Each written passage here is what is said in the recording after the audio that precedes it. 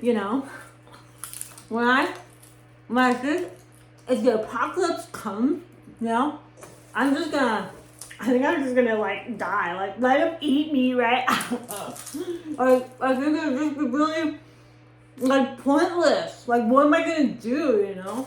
Like, I don't know. Drives me batty hearing these comments, and it drives me even more insane when people just take absolutely no responsibility for themselves and say that they're going to go looting other people, their preppers or whatever, you know, thinking that that's going to go according to plan. You have to imagine the type of preps that preppers have and how looting may not go so well for you. Okay. Hello, my name is Morgan and welcome to the 30 Days of Preparedness. This is the first video of 2023 and I'm so excited. I want you to go down below to all of the creators in this collab. I got it. And subscribe to them and make sure that you are seeing all their videos part of this 30 Days of Preparedness for National Preparedness Month. Today I'm going to be talking about 10 ways to thrive long term, not just survive. It's my belief that if you can thrive in a long-term scenario, then all the other scenarios from the tiny itty bitty everyday, although every day is not itty bitty because we're living it every day, right? So from the everyday to the natural disasters to something as big as an alien invasion or whatever, if you're ready for those big possible outcomes, then you are ready for anything in between. This list is in no particular order, but let's get started. Number one, prioritize. Was this two or one? Am I confusing? Number one, prioritize skills. I'm not going to bore you with an entire list of skills for this video because I want to get through it. But I want you to go down below. There is a link in the description to where you should go check out my entire huge list of skills that I have going on. I want you to go through that list, write down the skills that you want to learn, then prioritize those skills. So first, find my skill list, print it, find a piece of paper, go through the list and write down every single skill you want to learn. Maybe you'll want to learn all the skills on there, but what you're then going to want to do is prioritize. Say, okay, you know what, realistically, right now, I can learn to make fires, right? I can go to my local park, I can get my solo stove, I can build a fire in my backyard, a fire pit. So work with your resources that you have available to you right now, and then prioritize and make room for everything else that you want to learn. Take like a month to really focus in on one skill and then keep learning it and keep honing it as you continue to learn new skills. Build community. It is mind-boggling to me that whenever I talk about building a community, preppers go, but I can't because I can't talk about my preps. Nobody told you to, okay? All I want you to do is get to know your neighbors. Go barter and trade with some people on Facebook. Go to farmers market. Get to know your local community. Get to know your local gardens. Get to know your local peeps, right? Like, this is not a competition of, you know, I have to meet another prepper and then tell them all my stuff and then they're going to come loot me. No, this has nothing to do with one or the other. This has to do with just creating connections with other people. We made friends with a local neighbor lately. They're just our friends now. We go and do and hang out and, you know, we enjoy each other's company and we fish and hunt and do all these things together. Your local community is going to be your allies in no matter what happens, short-term, long-term, they're going to be your allies. Okay. So start making those connections now. And listen, I'm an introvert. Okay. I know exactly how difficult it is. Just get your husband or spouse to do it or somebody else. Okay. And then you can swoop in and be like, oh, hey, my name is. All right. So of course we're going to secure food and water. This is going to go several different layers. One, you're going to be still continuing to get that food and water from the grocery store. It's still possible to do this, okay? It's not impossible to continue to buy canned foods, dry goods, bulk foods. As much as inflation is killing us all right now, we can still do this, okay? A little bit at a time is still the path to go. Same with food, water, everything. Now expand out on those systems, okay? How can you continue to provide a continual food source for yourself? You're going to grow food at home and preserve that food. You can try indoor growing through hydroponics or just indoor, in dirt. You can try microgreens and sprouts. You can find your local community, join a CSA so that you have a consistent supply of vegetables coming in all year, all season, okay? Find local meat sources, your local farm that will butcher a cow, these kinds of things. Find these local sources because they will be your allies. Again, like I just said with the community, remember? And grow your own food as best as you possibly can. Barter and trade. If you have meat and somebody else has eggs, you can trade it, right? These are long-term thought processes. So in addition to food and water, we're just going to be generally stockpiling supplies, like all of this, or, something like that. You want to think long-term. Instead of just stockpiling candles, you want to start stockpiling the stuff to make candles with. I stockpile the wicks, even though I can make wicks from cotton. I still need wax, but cotton and wax. But having just a nice supply of wicks is going to be just a huge load off of your mind so that you don't have to make the wicks. It's just a very convenient way to do this stuff. Get all of the wax. I stock up on beeswax like it's going out of style, okay? I know it's a little expensive. I get it maybe every 2 or 3 months or something, and I get a really nice supply, then I kind of pull back a little. Anyway, my point is, get really nice supplies of things. A lot of things will last a very long time, especially if it's not food or water or eatable items. Things to make soap with. All these things, think long term. So in addition to building a strong community, and like I had said before, I want you to be staying informed.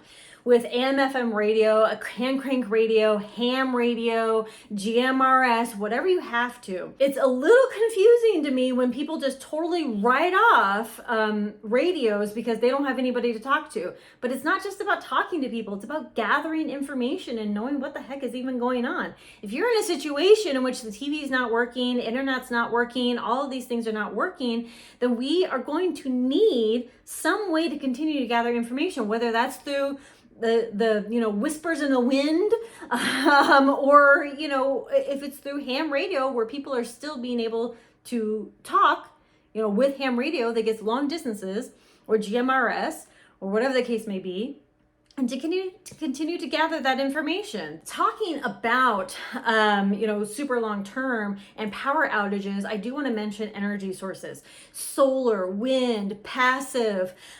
Start building your underground bunker. Start getting that basement built. Start building that earth sheltered home. Whatever you got to do in order to be kind of energy efficient. And know kind of how to live without certain things, but also you don't have to live without certain things. I just talked about off-grid living in my member community here on YouTube. It's only $1 a month. You go down below and join it, and you can go see those videos. You don't necessarily have to give up anything. I've shown that you can have generators, solar generators, you can have all these energy sources. Of course, they will need maintenance and all these things. There's lots of things you have to consider when it comes to your energy needs and what you want to power for, how long you want to power, all these other things. If I didn't have access to this, did I have a manual way to do it? If I don't, if I can't have AC, I can't power AC, how am I going to, be cool in our hot summers? Or how am I going to be hot in our, warm rather, in our winters? You have to think about these things. For super long term. Adapt and overcome. This is becoming the new motto. In our age of technology and information, we are the dumbest people. In this modern society, we are so dumb. We have information literally at our fingertips, but it seems like people simply don't want to learn because our modern society has conformed us into, I will take care of you, grocery store. I will take care of you, hospital.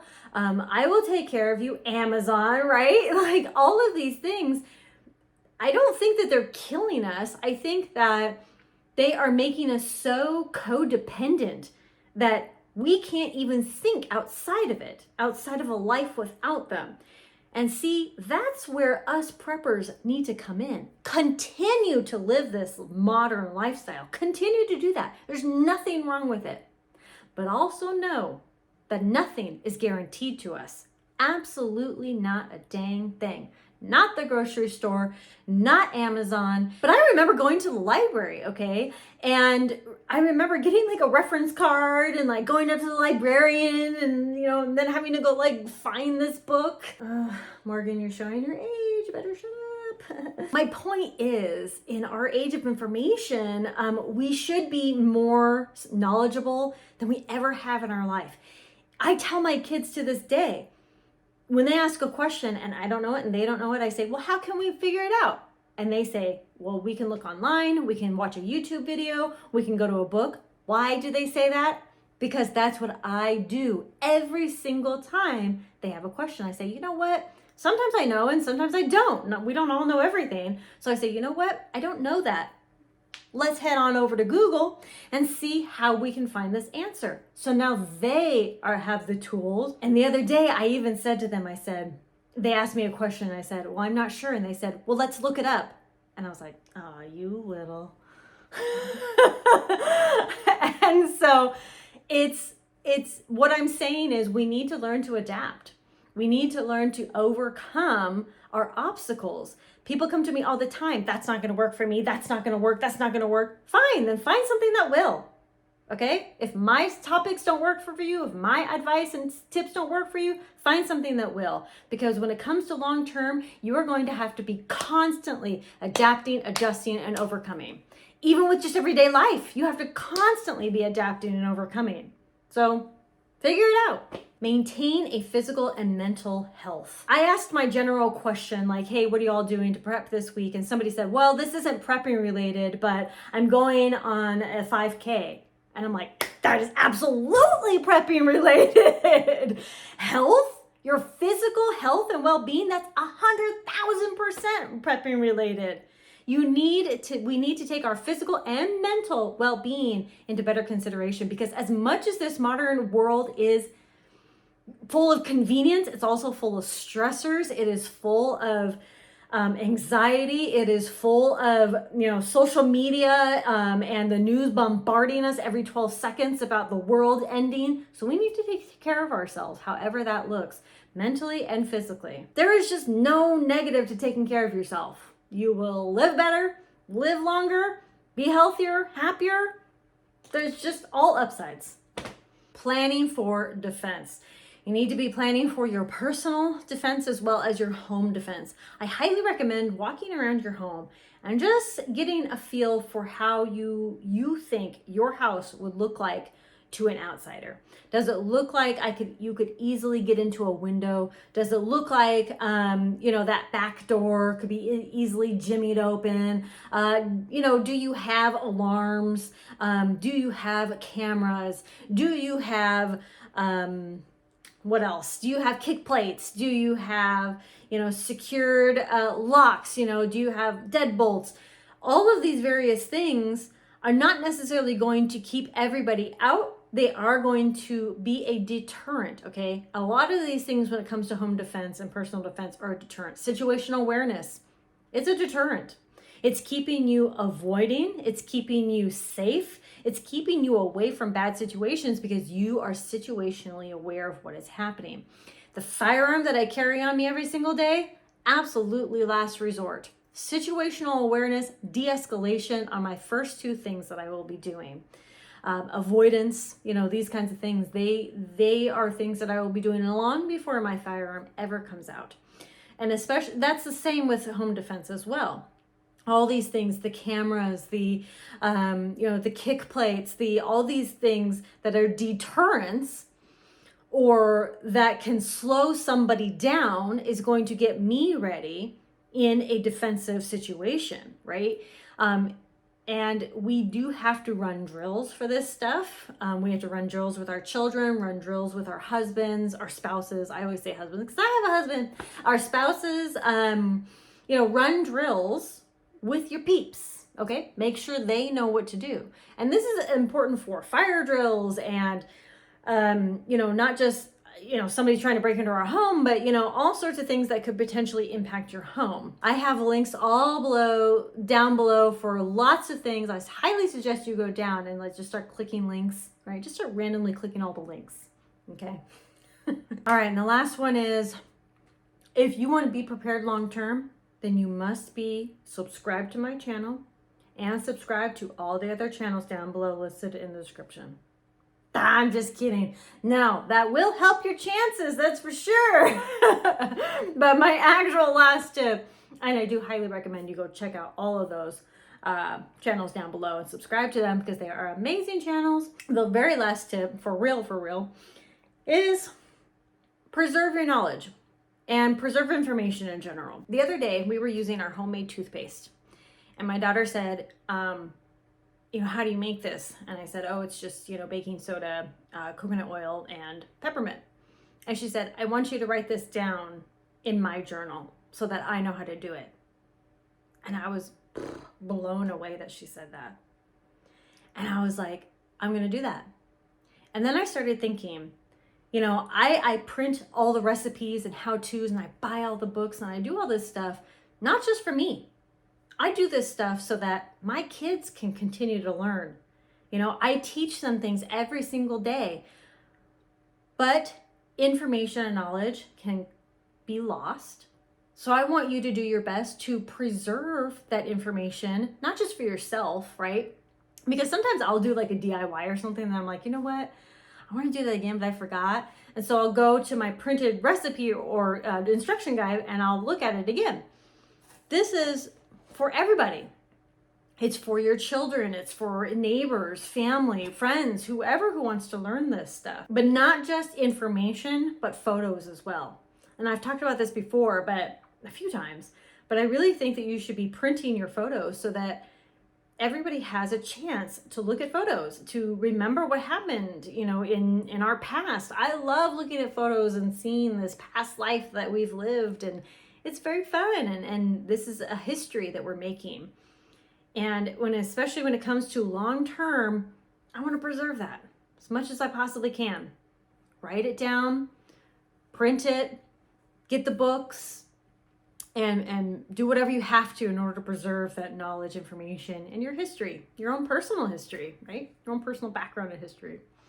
Well, thank you all so much for watching this very first installment of the 30 Days of Preps for National Preparedness Month. Please go down and check out all of the collaborators for the 30 Days of Preps. Subscribe to them. We'll have a new video every single day for September of 2023. Go check out the playlist as well, where it has all the videos for this month. Thank you all so much for watching. Conquer tomorrow by preparing today. Just go start clicking links. Have fun. Stay prepared. Bye-bye.